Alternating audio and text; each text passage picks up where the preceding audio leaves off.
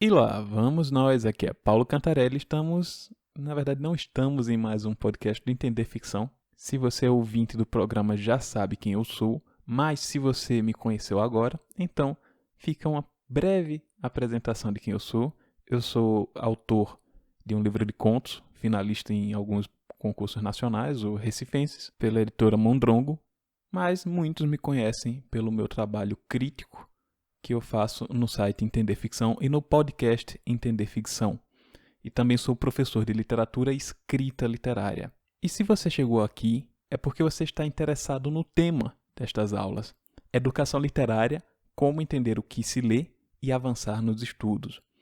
Muita gente me procura, seja no Instagram, seja por e-mail, seja no antigo grupo do Facebook que minha atuação começou, inclusive lá atrás, em 2017, respondendo pergunta em fórum. Muita gente sempre me chega com os mesmos questionamentos. Entra ano, sai ano, é a mesma coisa. Como é que eu posso entender literatura definitivamente? Como é que eu consigo não só entender o que eu leio, mas como eu consigo avaliar o que eu leio de uma maneira objetiva? É o que as pessoas querem saber. Mas geralmente essa dúvida ou esse questionamento não chega assim tão claro. Às vezes a pessoa é até uma boa leitora, consome literatura, tem certa familiaridade, mas ela não sabe como julgar aquilo que lê.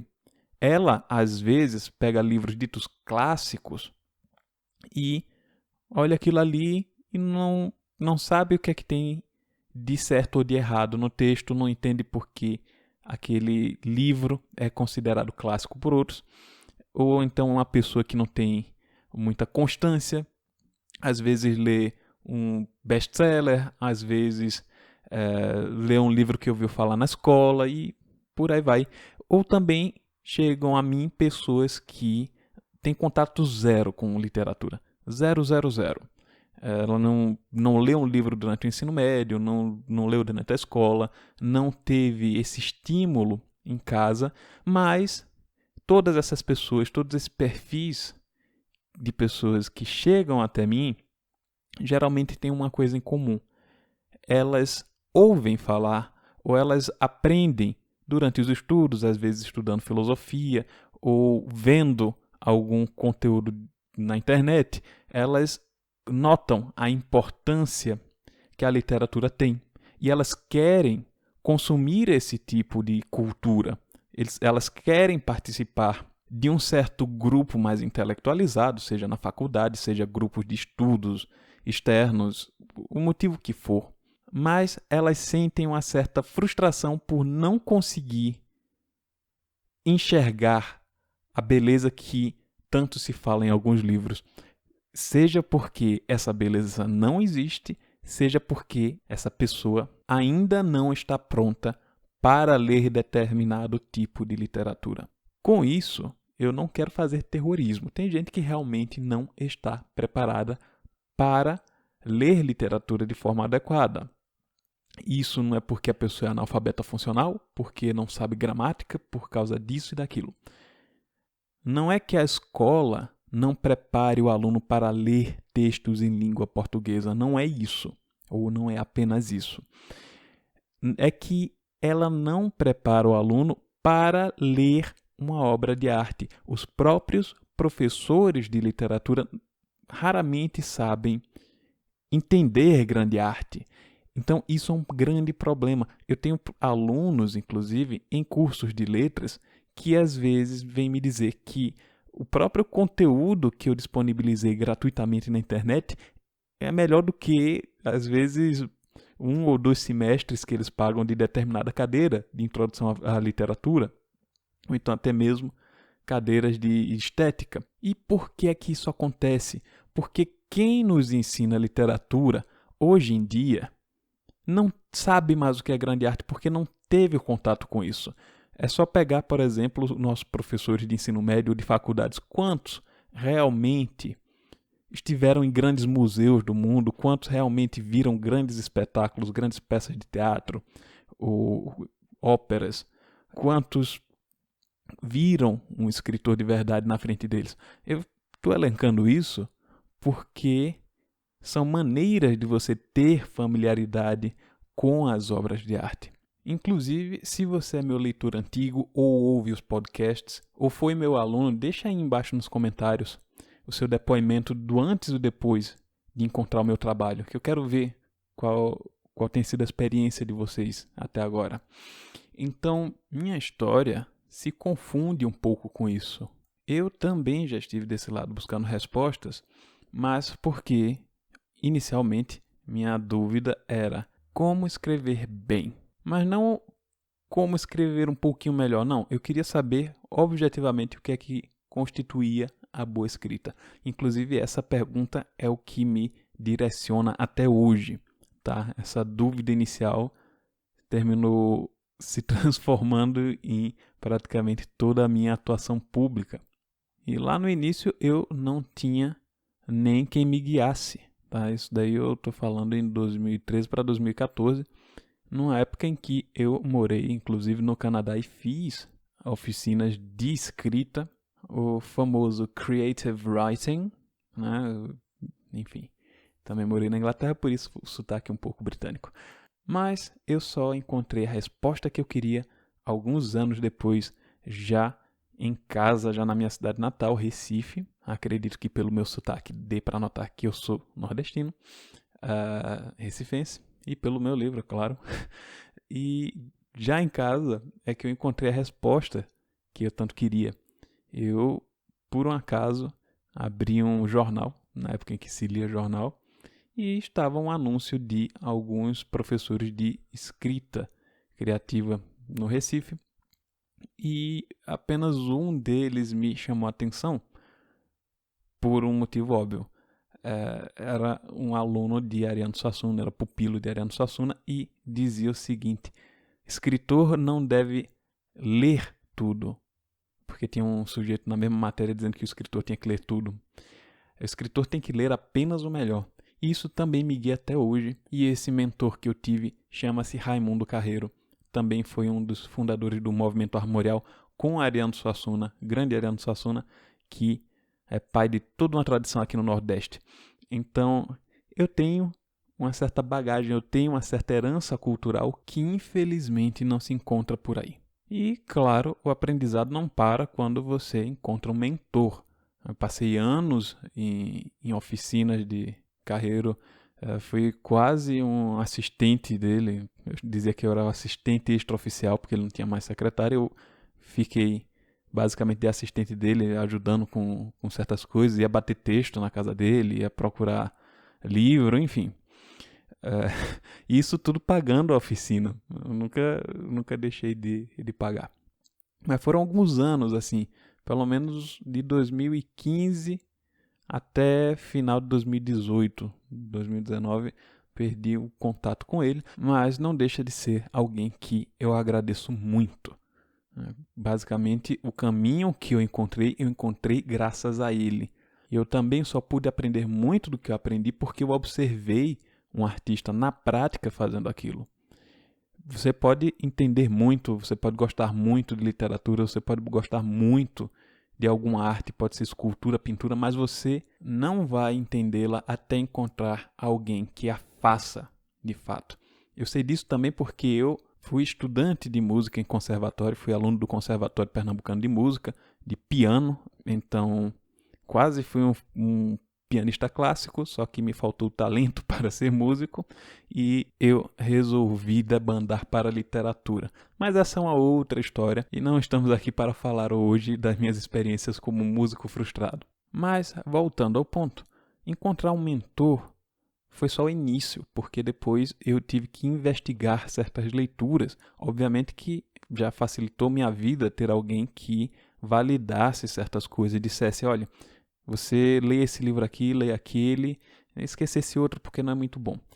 Ainda assim, a quantidade de livros que eu tive que investigar depois por minha conta foi muito grande. Inclusive alguns exemplares que estão fora de mercado. Eu importava livro na época que a Amazon nem importava livro, eu tinha que importar da Amazon americana, a Amazon UK, a Amazon da França, enfim, para poder juntar um certo repertório que eu passo nos meus conteúdos na internet, tá? Não estou inventando nada, não estou inventando moda. O que eu passo é algo que já foi dito muitas vezes, mas foi infelizmente esquecido hoje em dia. Mas o que é que se tem hoje em dia? Eu já falei que os professores não sabem mais ensinar literatura. O que é que você tem por aí na escola? Você tem o decoreba, você tem aquela historinha de saber quais são os períodos artísticos, que inclusive é uma denominação crítica bem datada. Você estudar escolas literárias por si, sem o aluno nunca ter contato direto com as obras. Você primeiro tem contato com a opinião dos professores, que são opiniões derivadas da crítica acadêmica, ou seja, já é uma opinião de terceira mão, porque o professor aprendeu com o professor que aprendeu, entre aspas, com alguém que talvez tenha elaborado aquela opinião. E eu digo opinião e não fato, não análise, porque a maioria das vezes é só um juízo preconcebido que é passado adiante sem muita reflexão, sem muita explicação, porque sim. Todo mundo que passou pelo vestibular já passou por isso. Todo mundo já viu uma aula de literatura em que o professor fica dizendo as características do arcadismo, do romantismo, do classicismo e por aí vai. Não é o que eu chamo isso de estudo da história da literatura, quando chega a ter alguma qualidade, pode ser um estudo da história da literatura, mas o estudo da história da literatura não é estudar literatura por si, não é você saber esmiuçar uma obra de arte, você dissecar a obra de arte. Então, o importante é que você saiba pegar num livro ou uma obra de arte, seja um quadro, seja uma peça musical, e você saber proceder a uma análise. Mas o que é uma análise? Muita gente não sabe qual é a diferença entre uma análise literária e uma crítica literária. A análise, ela não tem juízo de valor inicialmente, tá? Ela leva a uma crítica, que é a expressão de um juízo de valor que o crítico encontra ao se defrontar com uma obra de arte. Ou seja, para analisar um objeto, você precisa saber o que está vendo. Depois de identificar o objeto, como assim identificar o objeto? Você tem na mão um romance. Você sabe que aquilo ali é um romance, sabe por que é um romance. Você tem na outra mão uma maçã. Você sabe que é uma maçã e você sabe que não é uma obra de arte. E o problema das pessoas hoje em dia começa justamente em não saber o que está vendo. Pode parecer até engraçado se você pesquisar no Google aquelas exposições de arte moderna, entre aspas, arte, e você vê que às vezes a pessoa se confunde, sei lá, uma camareira vai no museu, camareira não, mas uma faxineira vai no museu e termina jogando fora uma, entre aspas, exposição, ou então você vê alguém batendo foto de um objeto qualquer achando que é parte de uma exposição. Sei lá, tem um extintor de incêndio e a pessoa está lá batendo foto. Eu me lembro até que teve um caso de, acho que um japonês estava no museu e aí colocou um par de óculos no chão e começou a bater foto e as pessoas começaram a juntar em volta e observar assim aqueles óculos no chão e o pessoal com a cara assim de pensativo. Por quê? Porque as pessoas não sabem mais o que estão vendo. Então já não é possível você fazer uma investigação literária ou artística de algo que você não consegue conceber, de algo que você não está vendo de fato. Depois de você saber do que se trata o objeto, você precisa dividi-lo, tá? É a divisão, mas não é qualquer divisão, não é simplesmente separar as partes. É a divisão explicativa, ou seja, você vai precisar separar as partes do todo e você precisa analisá-las por si, ou seja, investigá-las por si. Depois que você tem esse quadro na sua frente, você vai precisar unir as partes. E aí é um jogo de ligar os pontos, você achar a relação entre as partes.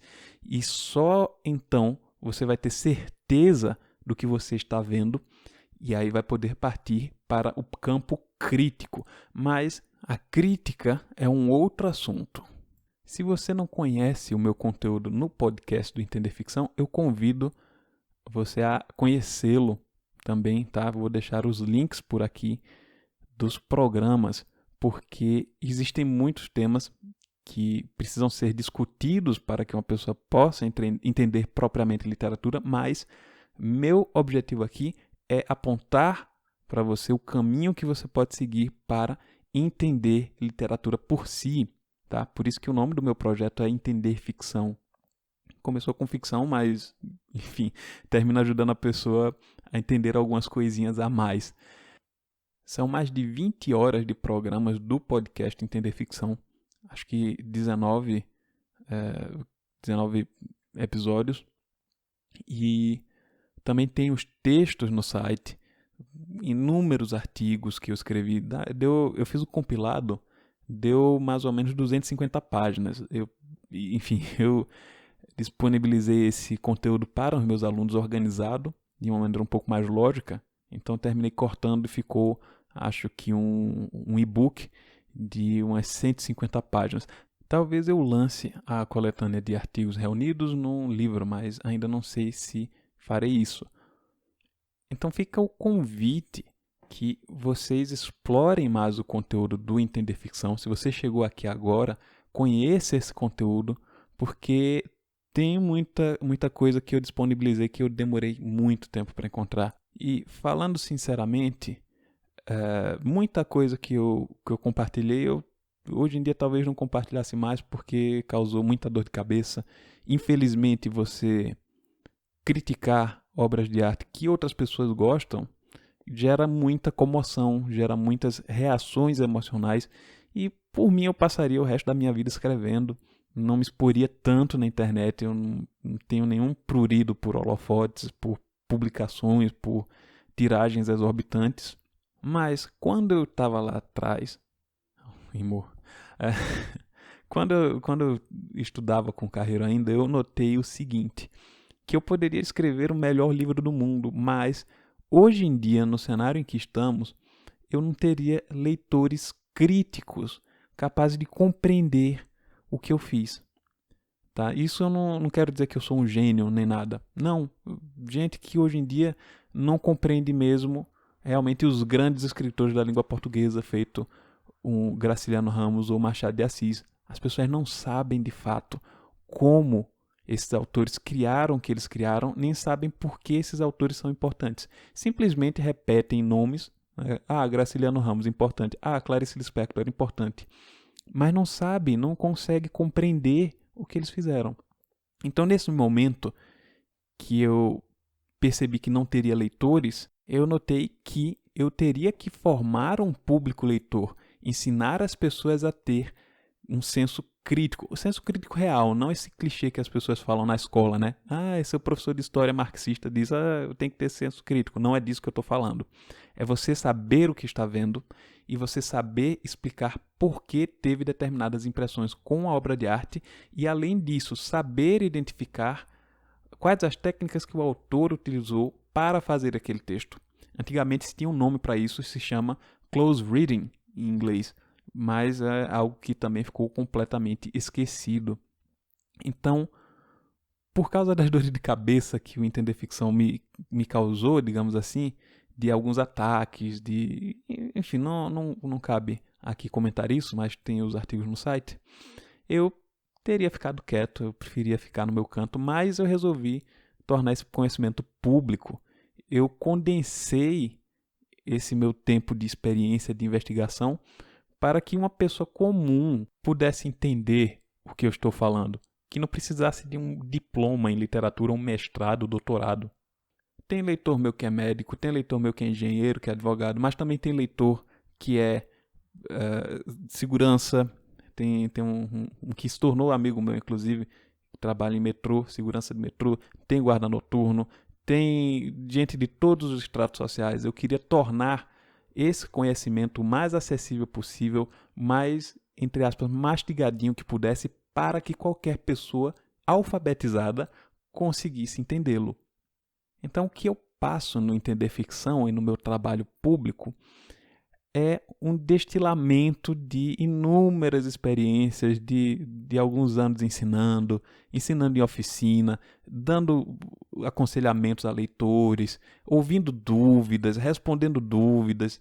Enfim, depois desse processo todo, eu tive inúmeras provas, inúmeros casos de que o que eu ofereço ao público é o único método exitoso que eu conheço nessas propostas do Entender Ficção, se a pessoa seguir esse método. Então eu garanto que se você seguir as indicações que eu dou, você vai ter resultados muito exitosos. E novamente, se você já seguiu esses métodos que eu estou falando, que eu vou apresentar também nas próximas aulas dos nossos encontros aqui, deixa nos comentários, tá? Eu quero saber como é que vai a vida literária de vocês. Mas voltando ao ponto, muitos de vocês sabem dessa importância da literatura, mas vocês não sabem os métodos para poder começar a estudar literatura seriamente. Sem essa de listinha prontas, eu detesto lista de livros assim, feita de qualquer maneira, até porque cada um cada um tem seus gostos, seus desgostos, suas preferências, seu tempo psicológico. Você às vezes está numa fase que não está pronto para ler certo livro. Então, respeitando isso, eu não sou muito fã de listas, embora eu tenha uma lista de algumas indicações. Mas o que as pessoas não sabem hoje em dia são as funções pedagógicas da literatura. Algumas pessoas têm noção, por exemplo, da educação imaginativa. É um tópico bem alto hoje em dia. Muito útil se você estiver educando crianças ou jovens sem experiência literária. Mas existe um outro viés pedagógico que é metodológico, e esse pouca gente conhece. Mas isso é tema para a próxima aula.